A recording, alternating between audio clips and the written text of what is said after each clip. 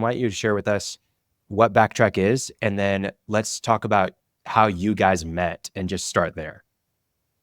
Yeah, for sure. Well, first, guys, thanks for having us back. We're excited to tell the audience our story and what we do here. So Khalil, to answer your question, Backtrack is what we call an AI booth sales assistant. So what we help people do while they're at their exhibitor booth is record, summarize, and organize the conversations they have with their hottest leads, and then we will automatically put those notes and transcriptions over in their CRM and automate that data entry. The biggest thing that makes Backtrack so unique is that we record backwards like a car dash cam, not forwards like some of the legacy recording tools that we all know and maybe use today.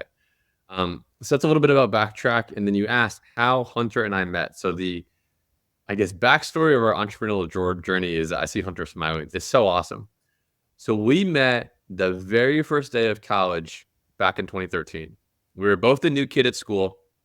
We didn't know anybody. And the story is hilarious. So actually, I like, there's one kid that I sort of knew from high school who went to the college as well. Hunter didn't know a soul, and I knew this one kid, sort of. And the first day of school happened to be my birthday. And so I texted, our buddy's name is Nick. Nick loves the story now, but he won't mind me calling him out by name. I texted Nick. I said, hey, man, we don't really know anybody here. It's my birthday. Like, do you want to go meet up at the student union and do something? And he's like, yeah, sure, whatever. So we go to meet up, and he brings, old Hunter along. Now, before I tell how Hunter and I sort of interact with each other, the thing that we find out on the back end is Nick told Hunter, he goes, hey, man, there's this kid I went to high school with. His name's Jordan. It's his birthday. He's pretty weird. Like, you may not like him, but like, it's his birthday. Like, do you want to just like go? Like, we don't know anybody. And Hunter, fortunately enough, was like, yeah, sure, whatever. Like, I'll show up. So anyway, that's the context. Hunter likes a good pity story, right? So, all right, something like that. So Hunter gets there. We're both wearing cool sneakers at the time, but instantly we become best friends. I mean, almost right out of the gate. We're talking about sneakers, music, technology, design, entrepreneurship. Like, he had his own business at the time. I was wanting to start my own thing. I mean, we just instantly became best friends. And so it's funny, even, after we were like, Nick, like, what do you mean? Like, we were weird? Maybe we're both weird. I don't know, but we both got along instantly. So that's definitely, yeah, 1000%. So we became friends. And then the following semester, we became roommates. And then we just didn't look back since. We were starting companies, working on projects, whatever we could, all year long, as long, to this day, even we're just been hacking on stuff. And that is how Hunter and I met. That is the OG origin story. So as embarrassing it is, that's where it all started. No, that's awesome. So let's fast track a little bit to the moment that you guys decide that you're going to start in on Backtrack, or I know it probably wasn't called Backtrack at the time. Is it right out of college? Is it after you've had a couple of jobs? How did you guys get to the point where you are like, hey, we're going all in on this?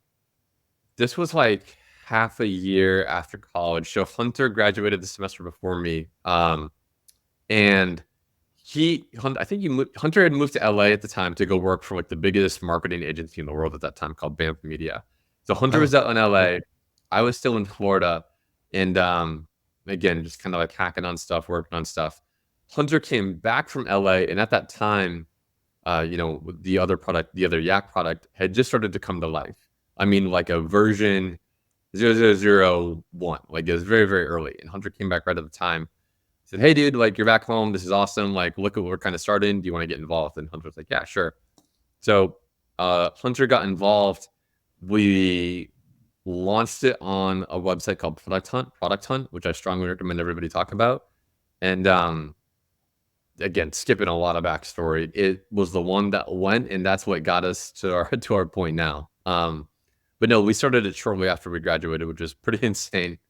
I actually want to answer your question directly, because I think this is really interesting.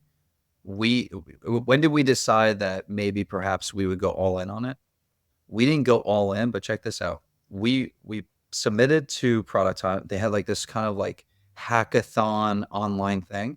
We didn't realize this was their first one, and we didn't realize at the time that you weren't supposed to build the thing. You were supposed to just kind of like design it out and submit it.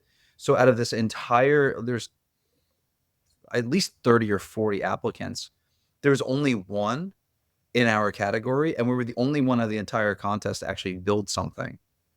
So we win in the remote category. So the original company's name is Yelling Across Cubicles, aka Yak, which is why we are just now YAC. People still say YAC, but really it's just Yak. Then we bought yak.com, yada, yada, yada.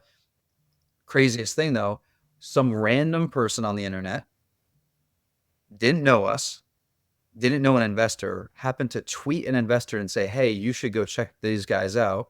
That investor ends up becoming our first investor. We had no pitch deck.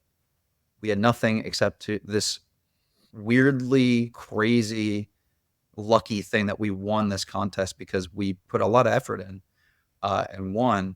And so this stranger mentioned another stranger about these other strangers, and that ended up leading us to raise over $10 million. So we didn't really set out to say, hey, we're going to go build a venture-backed company.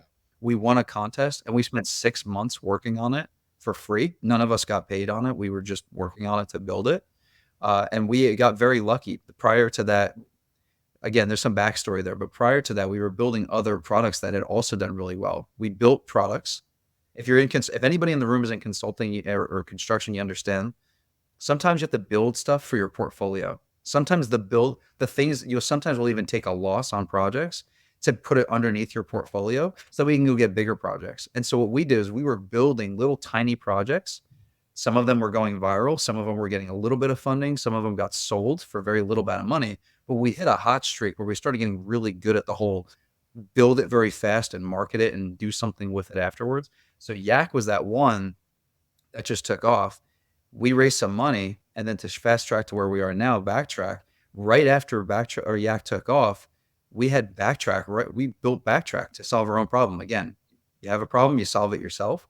And so when we raised that money, our investors say, hey, look, these products are great, but we should probably focus on the one that we gave you venture-backed capital for, which was Yak. So Backtrack's been on the back burner for a really long time. And it was only till recently where we said, holy crap, the technology here is actually way more relevant now than it ever has been. So that's a long-winded way to saying that it's been a long journey, but it's had its ebbs and flows and crazy directions that you could never predict. Yeah, It's fantastic. I actually Great think story. I used Yak at one point, if I'm remembering correctly, but kind of voice messages-esque, if I'm not mistaken, with transcriptions. Yeah, very cool.